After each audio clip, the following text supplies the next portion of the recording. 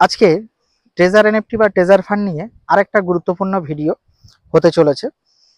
ভিডিওর শুরুতে বলে রাখি, আমাদের চ্যানেল এমবিজি বাংলা অথবা চ্যানেল কর্তৃপক্ষ কখনো কিন্তু কোনো অর্থলগ্নির বিষয়ে কাউকে প্রভোগ করছে না, বা অর্থলগ্নি বিষয় নিয়ে কোনো দায়ভার কিন্তু চ্যানেলের বা চ্যানেলের কর্তৃপক্ষের নেই। শুধুমাত্র ভিডিওটা সাধারণ মানুষকে সজাগ বা সচেতন করার জন্যই কিন্তু এই ভিডিও। তো ট্রেজার এনএফটি বা ট্রেজার ফান্ডের যে নতুন বিষয় ডাও অথবা টাফ টোকেন, যেটা এতদিন নিয়ে একটা বিরাট ব্যাপার ছিল, টাফ টোকেনটা কি জিনিস সেই বিষয় নিয়েই কিন্তু আজকে আমাদের এই ভিডিও। আসুন দেখতে থাকুন ভিডিও। প্রথমেই বলে রাখি, চ্যানেলটাকে সাবস্ক্রাইব করে রাখুন যাতে নতুন আপডেট আসলে আপনারা আগে পেতে পারেন। প্রথম এই বিষয়। দ্বিতীয়ত আরেকটা বিষয় আপনাদের বলে রাখি, আমাদের যে টেলিগ্রাম চ্যানেল আছে, চ্যানেলটা লিঙ্ক ডেসক্রিপশন বক্সে আছে, ওখানে আপনারা জয়েন হয়ে যাবেন। ইতিমধ্যে অনেকেই কিন্তু জয়েন করেছে, প্রত্যেকে ওখানে হেল্প করার জন্য আছে। আপনারা ওখানে হেল্প পাবেন, যার যা সমস্যা আপনি অন্যদের হেল্প করবেন যেটা আপনি জানেন, বা অন্যরা যেটা জানে সেটা আপনাকে হেল্প করবে, এই বিষয়। তো আজকে ভিডিও শুরু করছি, মূল পর্ব। ট্রেজার ফান্ডে নতুন আপডেট এসছে যে ডাও অথবা টোকেন, যে দুটো ব্যাপার নিয়ে একটা কিন্তু আপডেট এসছে। আমি বলে রাখি, ইতিমধ্যে টোকেন নাকি বিভিন্ন ওয়ালেটে দেখা যাচ্ছে, বাইন্যান্স থেকে শুরু করে ট্রাস্ট ওয়ালেট বা আরো অন্যান্য যে সমস্ত ওয়ালেট আছে সেখানে নাকি দেখা যাচ্ছে।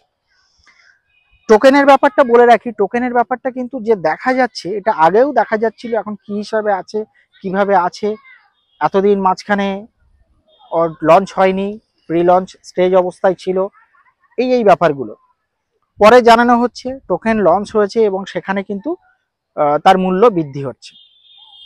এটাও কিন্তু আরেকটা কৌশল হতে পারে, আপনারা কিন্তু সাবধান হবেন। টোকেন এক্ষুনি কেউ নেবেন না। ট্রেজার এনএফটি লাস্ট যা করে গেছে,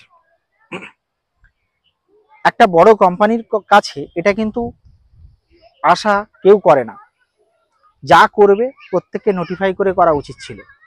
ভাবুন তো, মার্কেট থেকে একটা লোভ দেখিয়ে টাকা উঠিয়ে নিয়ে হঠাৎ করে টাকাটা বিভিন্ন ছলে কলে বলে কৌশলে লক করে দিয়েছিল। মানুষেরা সেই টাকাটার জন্য কিন্তু বেশ কয়েকদিন হাহাকার করেছিল, কিছু তথ্য পাচ্ছিল না, কি হবে এরকম একটা সিচুয়েশন কিন্তু ক্রিয়েট হয়েছিল। আবার সেই কোম্পানি নতুন রূপে ট্রেজার ফান্ড হিসাবে কিন্তু আপনাদের সামনে এসছে, এখন উইথড্রল দিচ্ছে। উইথড্রল দিতে গিয়েও কিন্তু সেখানে আবার একটা বাধ্যকতার একটা ব্যাপার রেখেছে, যে ব্যাপারটা হচ্ছে 50 USDT কিন্তু ডিপোজিট করতে হবে আপনাদের বলছে। কিন্তু বলুন, যেখানে এতগুলো অনেক মানুষ আছে, তাদের জমি বিক্রি করে হোক, ইভেন আছে গাড়ি বিক্রি করে হোক, তার শখের গাড়িটুকু বিক্রি করে পর্যন্ত যে একটা ভেবেছিল আমি মোটা টাকা পাবো, সেই টাকার বিনিময়ে আমি আরেকটা গাড়ি কিনতে পারবো, এই ভেবে তারা কিন্তু লগ্নি করেছিল। তাহলে শেষ সম্বলটুকু কিন্তু দিয়ে ফেলেছিল সেখানে। বলুন তো, আজকে যে শেষ সম্বলটুকু দেওয়ার পর আবার নতুন করে লগ্নি করতে বললে তাদের কাছে কতটা চাপের হয়। শুধু তাই না, যাদের ছোট ছোট অ্যামাউন্ট আছে, যে সমস্ত ইউজাররা তাদের ছোট অ্যামাউন্ট আছে, সেই ছোট অ্যামাউন্টের ইউজারদের কথা একবারে কোম্পানি কি ভাবছে? এতদিন চুপচাপ স্টে করেই রেখেছে। বড় ইউজাররা যারা যাদের কি বলবো বুকে দম আছে, তারা আবার নতুন করে ইনভেস্ট করছে, যাদের সাপোর্ট আছে ইনভেস্ট করছে, সামর্থ্য আছে ইনভেস্ট করছে, করার পরে উইথড্র নিচ্ছে। কিন্তু ছোট যারা ইউজার, যারা গরিব মানুষ, লাস্ট সম্বলটুকু সেখানে দিয়ে তারা যখন আবার তুলতে আসবে, সেটা তাদের ক্ষেত্রে কিন্তু খুব চাপের হয়ে দাঁড়াবে। এই জন্যই বলছি, খুব চাপের ব্যাপার।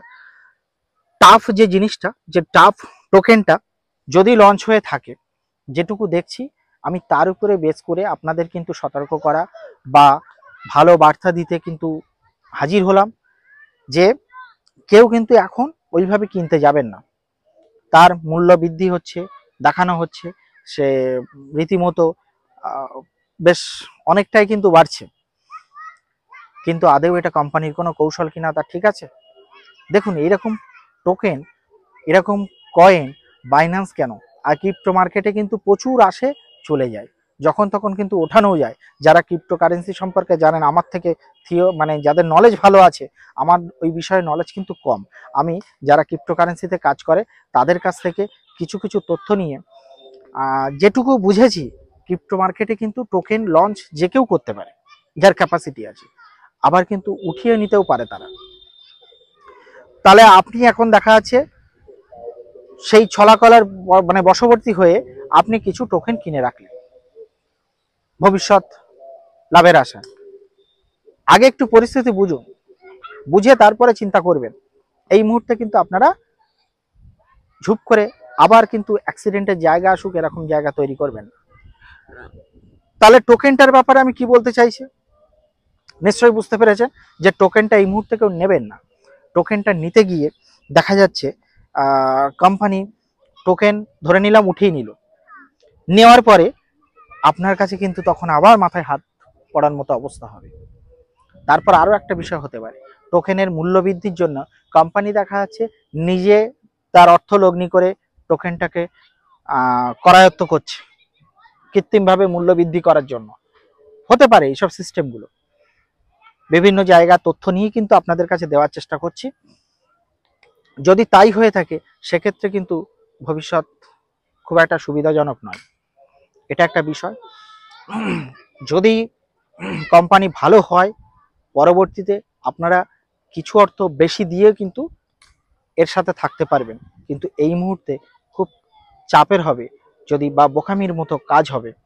হ্যাঁ, যে কোম্পানি উইদাউট ইনফরমেশানে এরকম একটা সিচুয়েশন ক্রিয়েট করেছিল, এবং ভাবুন এখনো পর্যন্ত সেই তার যে ইউজারদের জন্য কিন্তু কি ভাবছে,